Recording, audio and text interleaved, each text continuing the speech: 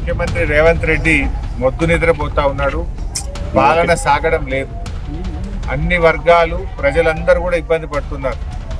Urea బస్తాలు దొరకక రైతులు ఇబ్బంది పడతా ఉన్నారు.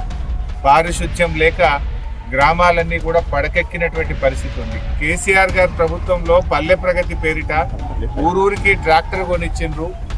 ప్రతి నెల గ్రామ పంచాయతీకి డబ్బులు పంపించి గ్రామాల్లో ప్రతిరోజు చెత్త సేకరణ జరిగేది. కానీ ఈరోజు పరిస్థితి ఏంటంటే పంచాయతీ సెక్రటరీలు సమ్మె నోటీస్ ఇచ్చారు రాష్ట్ర ప్రభుత్వానికి. ఎందుకు?